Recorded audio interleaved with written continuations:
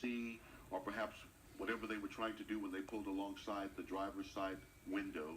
Then they pulled the armored vehicle nose to nose, and he popped up and fired one time.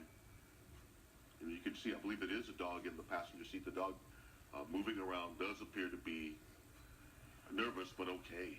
Mobile at this point. And yeah, and you talk about, given the size of the hole in the windshield, a canister perhaps big enough to be a tear gas canister. We're just watching it. Could be, but I'm not seeing what I would deem to be smoke filling up the cab. Right. And now they're getting ready to come out of the back of this vehicle. We're going to see if they storm the cab of that truck now. And this has been going on, since, we're 2 hours into this, since it probably began in the 11 o'clock hour down in Kaufman County. Okay. Here he comes again. All right. That's the second shot. Second shot through the windshield. Again, if that's okay, now we can make out what looks like a driver, maybe someone moving, was maybe in the sleeping quarters. I think you can see the smoke now, maybe, perhaps. Here they come. Somebody's coming out the door. Door's open.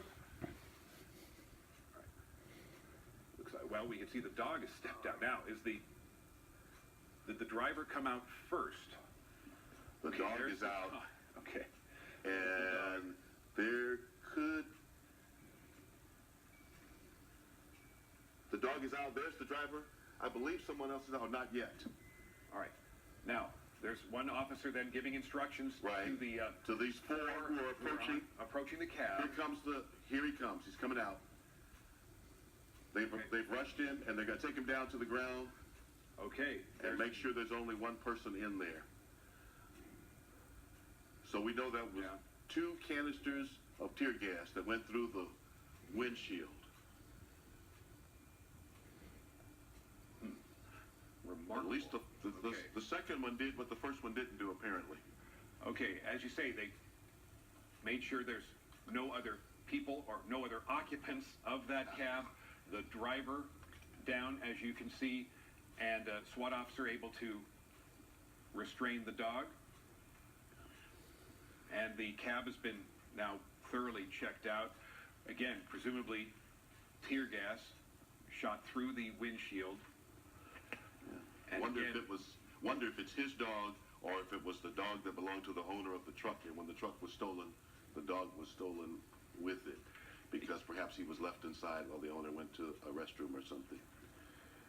This 18-wheeler was on a cross-country trip from Yuma, Arizona to Maryland. No scheduled stops in Texas, according to the trucking company. The truck, though, was reported stolen at some point, spotted in Kaufman. A police chase ensued through Garland, part of Dallas County. It came to an end in Hunt County on the outskirts of Greenville along an eastbound I-30 access road.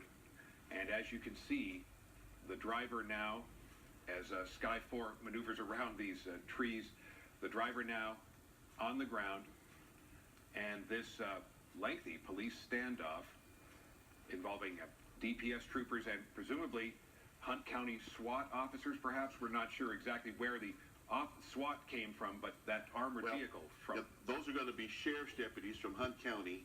That's their vehicle, and they are the ones that made that move, I believe, firing the tear gas through the front windshield of that 18-wheeler.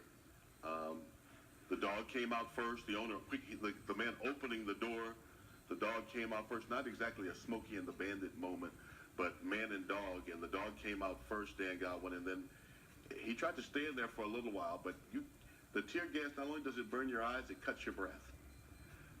Mm-hmm. And, of course, as these standoffs are unfolding, they go on and on.